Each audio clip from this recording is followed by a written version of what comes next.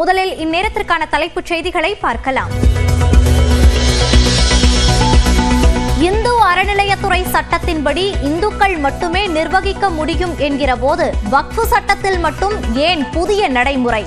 மாவட்ட ஆட்சியர் வக்ஃபு சொத்தை முடிவு செய்வது நியாயமானதா எனவும் மத்திய அரசிடம் உச்சநீதிமன்றம் கேள்வி. வக்ஃபு சட்ட விவகாரத்தில் மத்திய அரசின் பதிலில் திருப்தி இல்லை என உச்சநீதிமன்றம் அதிருப்தி. எந்த ஒரு தீர்ப்பையும் செல்லாது என நாடாளுமன்றத்தில் அறிவிக்க முடியாது எனவும் நீதிபதிகள் திட்டவட்டம்.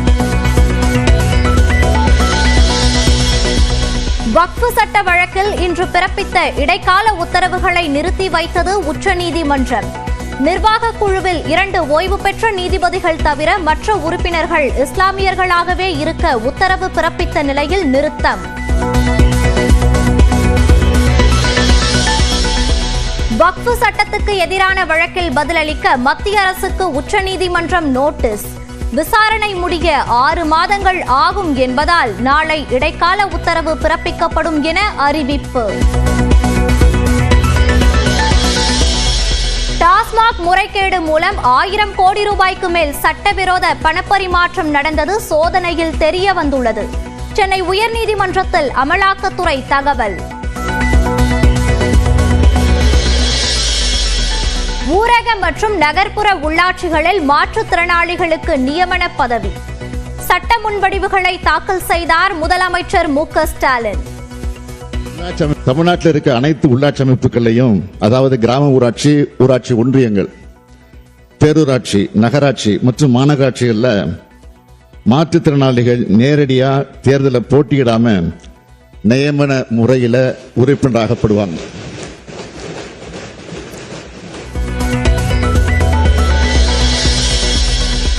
அதிமுக பாஜக கூட்டணி அரசு என அமித்ஷா கூறவில்லை. அதிமுக பாஜக கூட்டணி ஆட்சி அமைக்கும் என்றுதான் கூறுகிறோம் என எடப்பாடி பழனிசாமி பேட்டி. கூட்டணி அரசுன்னு சொல்லவே இல்லை. நீங்க தப்பா புரிஞ்சுக்கிட்டு ஏதோ வித்தியெல்லாம் காட்டுறீங்க. தயவு செய்து இந்த வித்தியெல்லாம் விட்டுருங்க. டெல்லிக்கு மாண்புமிகு பிரதமர் மோடி அவர்கள் தமிழ்நாட்டுக்கு என்னுடைய பெயரை சொல்லி சொன்னார். இதுல தான் நீங்க புரிஞ்சுக்க வேண்டியதானே. பாஜக மாநில தலைவராக பொறுப்பேற்றார் நயினார் நாகேந்திரன்.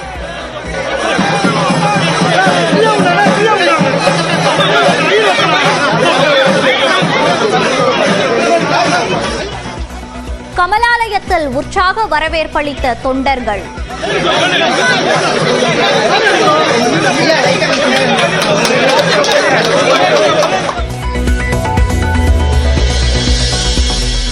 தேசிய ஜனநாயக கூட்டணியில் பாமக உள்ளதா என்ற கேள்விக்கு பதிலளிக்க மறுத்த அன்புமணி.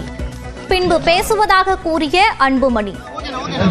இந்திய அலைன்ஸ்ல வந்து இந்த கேள்விகளை நான் இன்னொரு மாநாடு மட்டும் இந்திய அலைன்ஸ்ல வந்து இந்த கேள்விகளை நான் இன்னொரு மாநாடு மட்டும். கல்வி நிறுவனங்களில் இடம்பெற்றுள்ள சாதி பெயர்களை 4 வாரங்களில் நீக்க உயர்நீதிமன்றம் ஆணை. சாதி பெயரை நீக்காவிட்டால் அங்கீகாரத்தை ரத்து செய்யவும் உத்தரவு.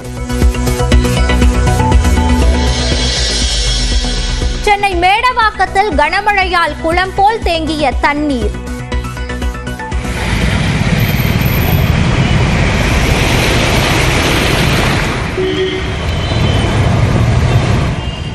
OMR சாலையில் வாகன நெரிசலில் சிக்கிக்கொண்ட ஆம்புலன்ஸ்.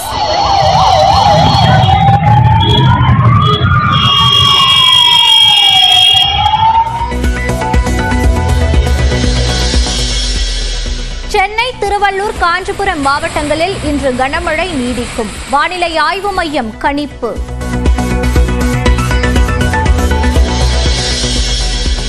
திருநெல்வேலி இருட்டுக்கடை குடும்பத்தை சேர்ந்த பெண்ணுக்கு வரதட்சணை கொடுமை என புகார்.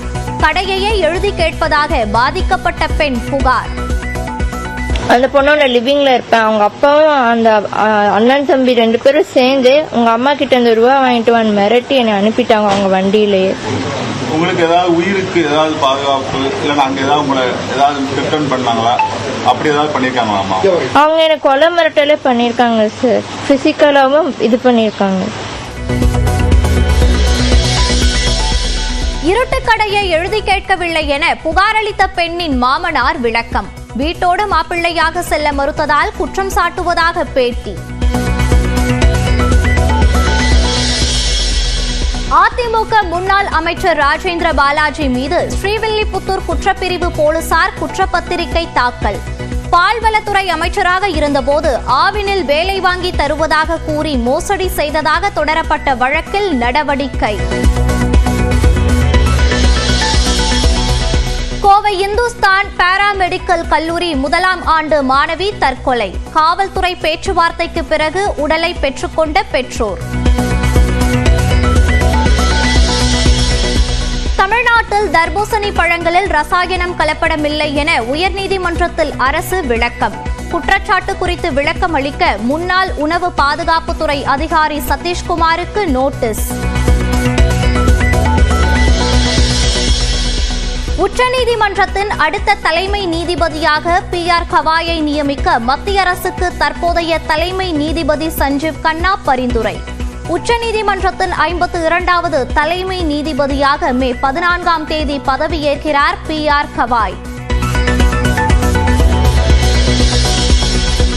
IPL-இல் வெற்றி பாதைக்கு திரும்பப் போவது யார்? டெல்லி, ராஜஸ்தான் அணிகள் இன்று பலப்பரீட்சை.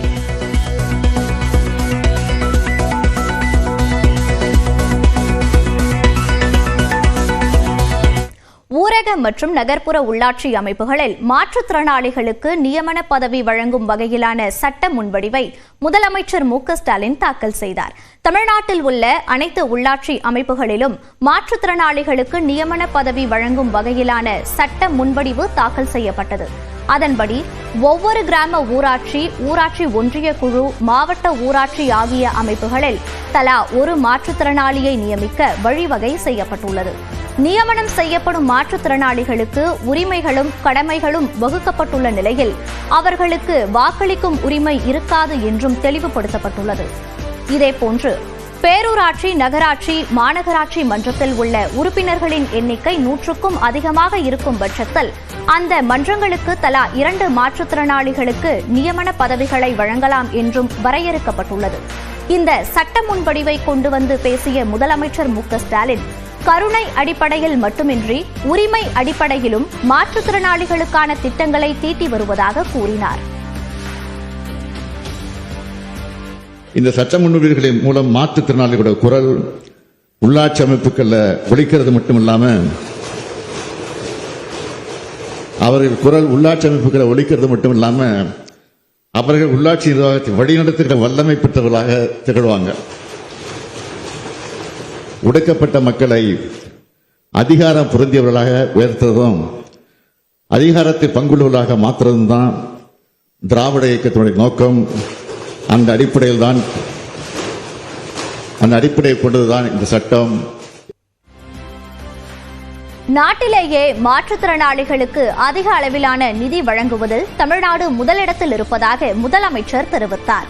குரலற்றவர்களின் குரலாக திமுக ஆட்சி தொடர்ந்து செயல்பட்டு வருவதாகவும் முதலமைச்சர் மு.க.ஸ்டாலின் குறிப்பிட்டார்.